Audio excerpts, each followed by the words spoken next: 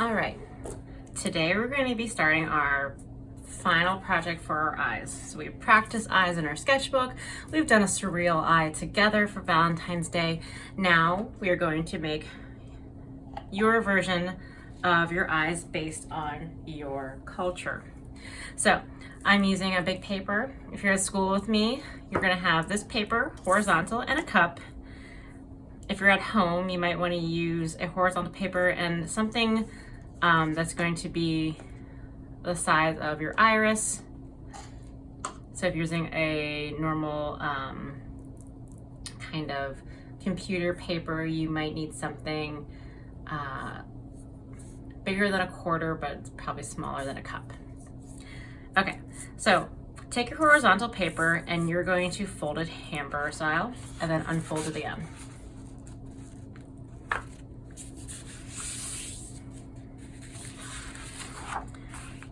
So we have a center line. It's still wider than it is tall. The goal is that we're going to make whatever you make on one side symmetrical on the other. So it should look like a mirror reflection. So in the middle of your paper, on both sides, you're going to trace a circle. So if you're in class with me, we're going to use the bottom of this cup, put it as close to the middle as you can of one side. Trace it very lightly because you know you're going to erase some of it. Find the other side. We're using the bottom of the cup because it's a little bit smaller than the top. So you need enough room for the eye itself.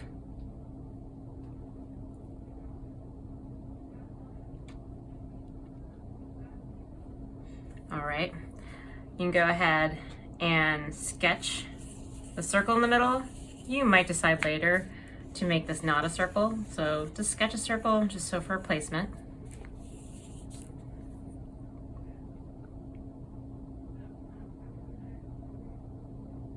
Then next, let's do the outside of your eye. So take about half of the width of your eye, go out, make a dot, go out, make a dot. If you can kind of eyeball this, no pun, actually pun intended, you can just make sure it's far enough away so it looks correct. In reality, they probably wouldn't be this close to each other, but this is a surreal drawing.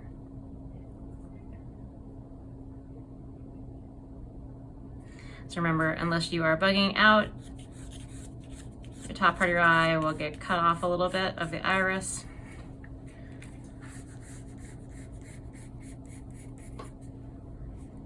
And you need your tear duct, which is the little drop part. And look how I'm going from one side to the other. So whenever I draw something over here, I draw it over here and go back and forth. So that way it's forming at the same time. I'm gonna go down and up again, down and up again. And I can start to clean up my lines. So I'm erasing that top circle part.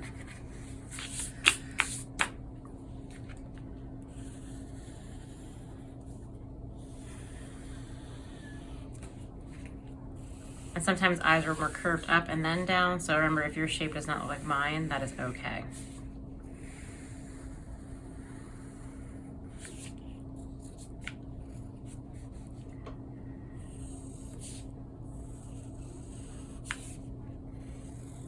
So if you think you're going to change your pupil or even your iris, don't trace too darkly. I know I'm not going to change mine, so that's what I have so far. Okay, remember we have to protect your eye. So you need the two little kind of parentheses at the ends of your eye for the fleshy pink part of your eye. And also to protect your eye, we need your eyelid.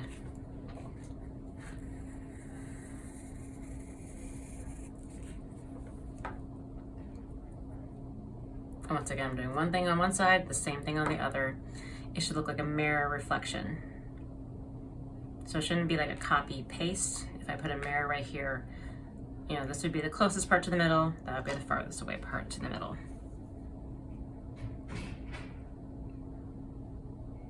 The last thing is eyelashes. Remember, I'm just gonna do 4, so that way we can talk about the direction. Top right will go up and out.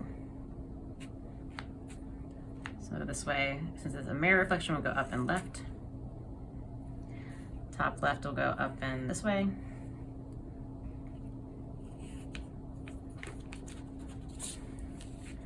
Bottom right will go down and out.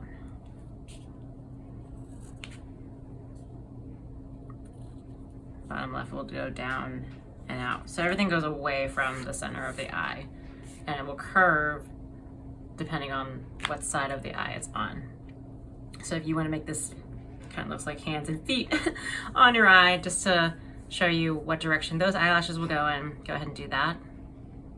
Once you have them, your eyelashes might look a little bit different. It's okay if they're not completely perfectly symmetrical, but like, let's say you really didn't want eyelashes on the bottom or something like that, you'd have to exclude them on both of the eyes.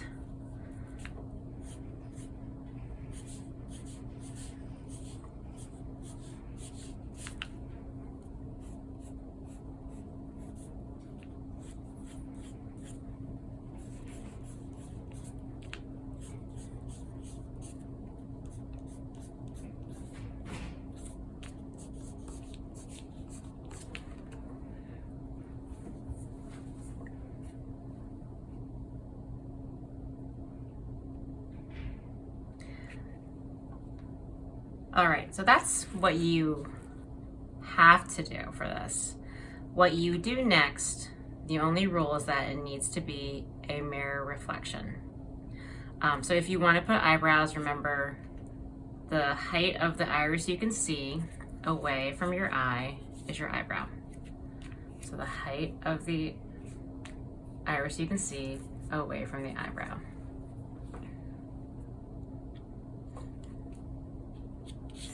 And then the same curve or similar curve to your eye.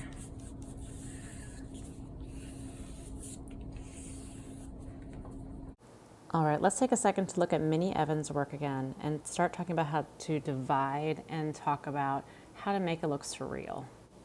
All right, so here's Minnie Evans' work. If you took a line and dotted it down the middle, the left and the right side would look pretty similar. There are some differences though. What do you see?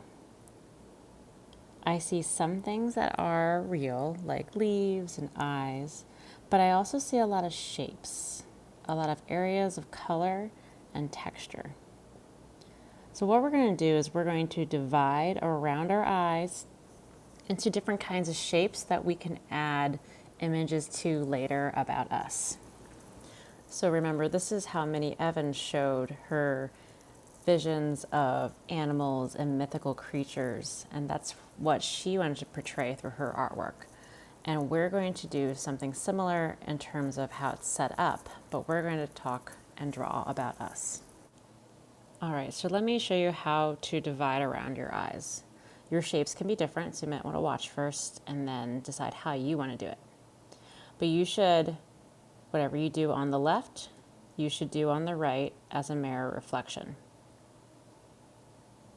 So I'm going to start with some triangles for this design. I can also just do lines that divide the space because I want different spaces for either decorations or for objects I can put into it. Mirror reflection means it doesn't go the same direction. It goes the same direction relative to the middle. So if this goes out and down, it should go out and down the opposite direction on the other side. If you're not sure, you can always get a mirror and try to see what it would look like on the other side.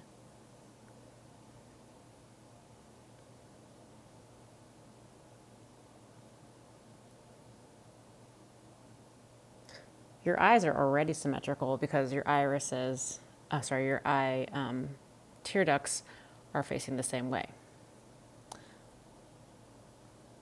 That ended up looking like a mermaid tail. That's fine because one of the things I'm going to draw about is water.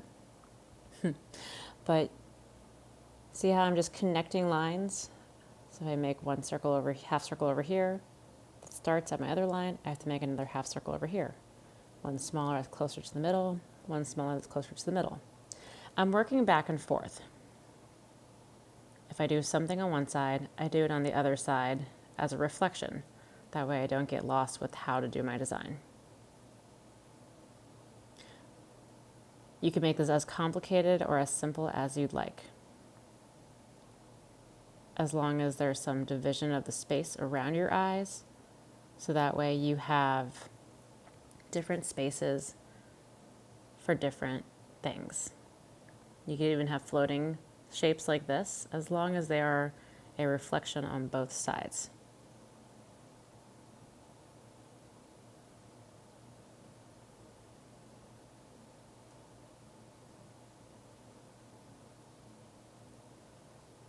All right, let me show you another example, just to kind of get your mind going. This one I'm going to do a little more geometric. See, I've already made my eye pupils a square instead. So I'm going to do one line on one side, do the same thing on the other. Do another one kind of going off to the side. Once again, working back and forth. This one kind of reminds me of a city.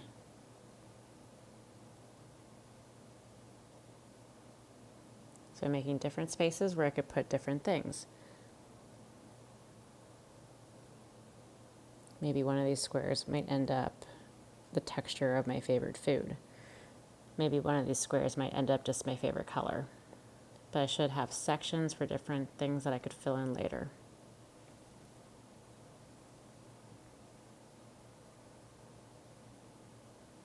Once again, going back and forth, trying to decide if I do something diagonal to the left, I have to do it from the same place diagonal from the right.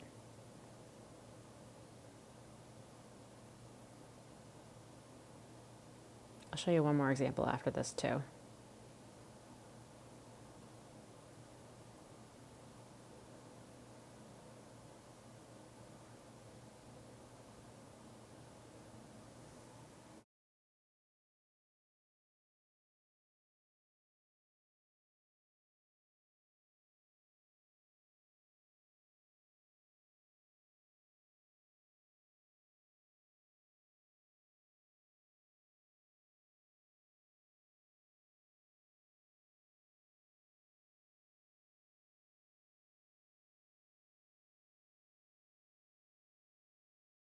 All right, here's another one that I've already kind of started on.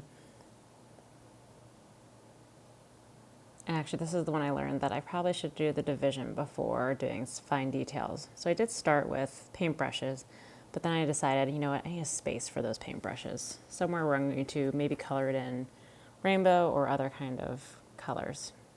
If I do something on one side, I have to do its reflection on the other. This one actually took quite a bit of thinking. I had to think about which way the curve went for each one of these things.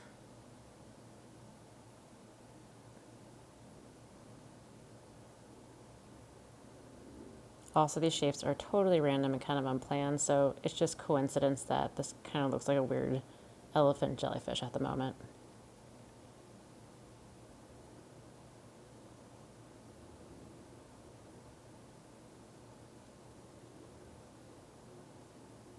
All right, so after dividing, next week we'll talk more about it, but just so you can kind of see how it's going to start to be put together.